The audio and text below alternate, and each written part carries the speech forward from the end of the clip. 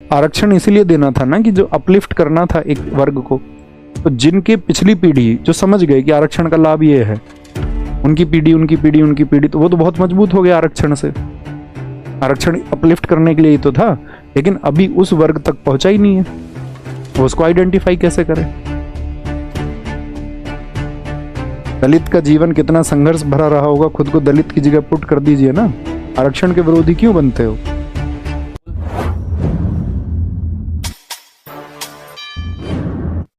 तो यूएसए में एक बहुत बड़ा वर्ग ऐसा मौजूद था जो गुलामी से लोगों को आजादी दिलाना चाहता था। आप समझ रहे हैं? आप किसी भी जाति से हो, लेकिन आप खराब प्रथाओं को उखाड़ने के लिए उठ खड़े होते हैं, तो आप जीवंत व्यक्ति। और यूएसए में ऐसे लोग मौजूद हुए जिन्होंने वहां की कुप्रथाओं को खत्म करने के लिए, चाहे वो किसी भी वर्ग से थे, और एक बहुत बड़ा वर्ग सामने आया। तो उन्होंने कहा इस पुस्तक को मैं उस यूएसए के अच्छे लोगों को समर्पित करता हूं।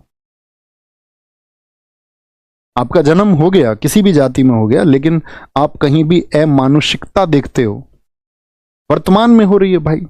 यूपी बुलंदशहर में, हमारा जिला है अपना बुलंदशहर, वहां घटना हुई अभी पीछे अप्रैल एंड में। मध्य प्रदेश टीकमगढ़ में एक व्यक्ति को घोड़ी पर नहीं बैठने दिया जा रहा है। जानवर है, उसके लिए प्रथाएं तुमने बनाई हैं, और प्रथाएं तुम रिजर्व कर लोगे अपने लिए। तुम ये कहोगे नहीं, घोड़ी पर तो हम बैठेंगे, कोई और नहीं बैठ सकता। तो इसका मतलब तुम क्या कहने चाह रहे हो कि जो कोड ऑफ कंडक्ट है या जो कुछ भी है, कानून है, व्यवस्थाएं, वो तुम्हारे अकॉर्डिंग है। ठीक है, तुम्हारे पूर्वजों ने उसको बनाया और लोगों पर थोपा जब कानून का शासन नहीं था। उनकी लाठी में दम था। आर्थिक रूप से कमजोर लोगों का उन्होंने खूब शोषण किया, खूब मारपीट की उनके साथ में, क्योंकि कानून नहीं था। जमींदारों को समर्थन था ब्रिटिश सरकार का, तो गरीब और मजदूर का खूब शोषण किया। लेकिन आज थोड़ी ना कर सकते। उस घोड़े या घोड़ी पर सिर्फ तुम्हारा अधिकार नहीं है। तो मैंने कहा ना, इसीलिए डायरी जी यही तो बात कर रहे हैं कि आपको समानता के भाव को लाना होगा।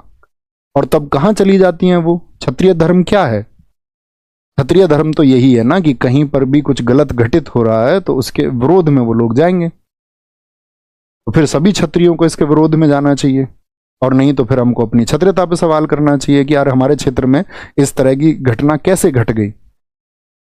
अब क्यों विरोध क्यों नहीं करेंगे? क्योंकि हमारी जाति वालों ने उस घटना को अंजाम दिया है, तो हमारी जाति के लोग हैं, तो हमारी जाति के व्यक्ति जो भी कर दे वो सब सही है।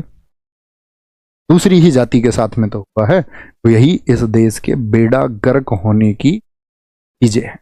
और एक घटना नहीं, आगरा में क्या हुआ, जालौन में क्या हुआ, क्यों, मतलब ऐसा क्यों हो रहा है?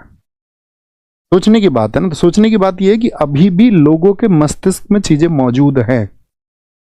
एनलाइटनमेंट में जो लोग चले गए, जिन लोगों ने उसको मान लिया, जिन लोगों ने प्रयास किए, वो वर्ग आज भी एक सीमित वर्ग है। सीमित वर्ग है। मैं अपने आसपास के क्षेत्र की आज की चीजें बताऊं, आज भी लोगों के अंदर ये मानसिकता है कि ये बर्तन इनके लिए नहीं है, ये उनके लिए नहीं है, उनके यहाँ खा नहीं सकते। जी हाँ, हम तो उनकी दावत में जाएंगे भला। वर्तमान की बात मैं आपसे कर रहा हूं। अजी उनको नौतो मत दो, वो कैसे हमारे यहाँ आ जाएंगे?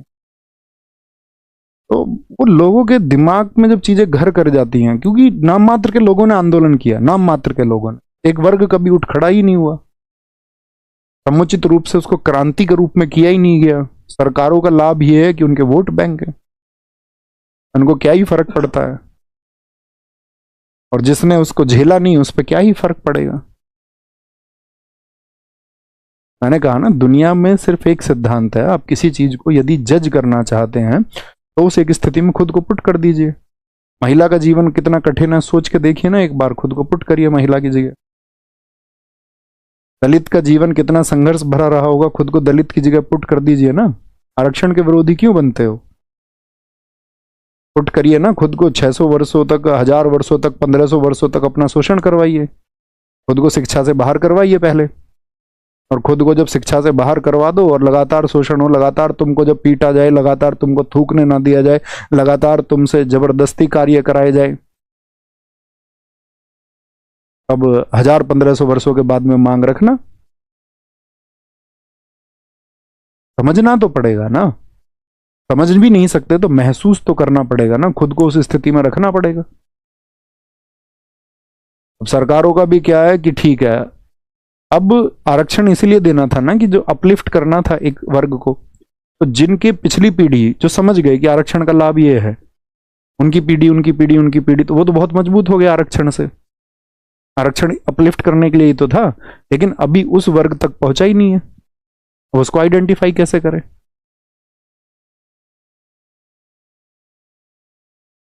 भाई जिसके पढ़ाई आज भी, जिसका मान के चलो घर की हालत ऐसी, मजदूर है कोई मजदूर, वो खुद 18 घंटे काम करता है, तनख्वाह मिलती है उसको 5,500 रुपये महीने की, 5,000, 4 बच्चे हो गए उसके, उसके घर में कभी कोई बीमारी हो गई और उसके ऊपर कर्ज हो गया, उस बीमारी में 50,000, लाख रुपए का, 2 लाख रुपए। अब वो कर्ज बढ़ता जा रहा है, तो जब उसके बच्चे पढ़ेंगे तो क्या वो अपने बच्चों को वो शिक्षा दे पाएगा,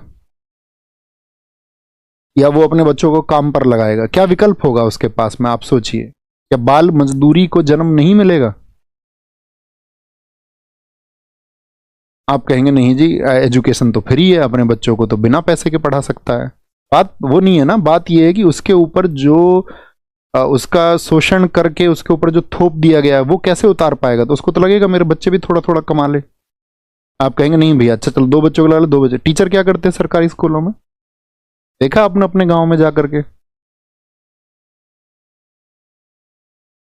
है कोई इंस्ट्रक्टर जो जांच के कोई रिपोर्ट बनाता हो इस गवर्नमेंट में, कौन से टीचर्स क्या अच्छा कर रहे हैं, कौन अच्छा कर रहे हैं, उनको अवार्ड दिया जा रहा है, उनको प्रमोशंस उसी हिसाब से मिल रहे हैं जो जो अपने फील्ड में अच्छा कर रहे हैं, अपने स्कूल में जिसमें बच्चों को वो संगठित करके बेहतर गवर्नमेंट टीचर प्राइमरी एजुकेशन के लिए काम कर रहे हैं, उनको अवार्ड दिए जा रहे हैं, उनको पब्लिश किया जा रहा है। अवार्ड किसको मिल रहे हैं हमारे देश में? पब्लिश कौन है इंस्टाग्राम पे, जो ज्यादा कपड़े उतार के नाच दे वो ज्यादा फेमस है। जब आप समाज में वो दर्पण नहीं दोगे, आप ऐसे लोगों को आगे नहीं लेके जाओगे जो समाज को एनलाइटन करने का काम कर रहे हैं, सही तरीके से शिक्षा दे रहे हैं, तो कौन आना चाहेगा उस फील्ड में? तो फिर सबको यही लगेगा ना, अच्छा इस देश में तो इस तरह के लोगों की कीमत है, तो हम भी ऐसे ही हो जाते हैं, तब व्यक्ति वैसा ही हो जाता है। और नहीं तो सरकारी स्कूलों की हालत तुम देखो जाकर के, खुद देखो तुम, कोई पढ़ाने को तैयार नहीं है सरकारी स्कूल में अपने बच्चों को। इसका कारण क्या है? प्राइवेट स्कूल लूट रहे हैं। उनकी फीस है महीने की 10,000, 20,000, 5,000, 4,000, 6,000, 2,500, 2,000। नर्सरी की, स्कूल टू स्कूल डिफर करती है ना।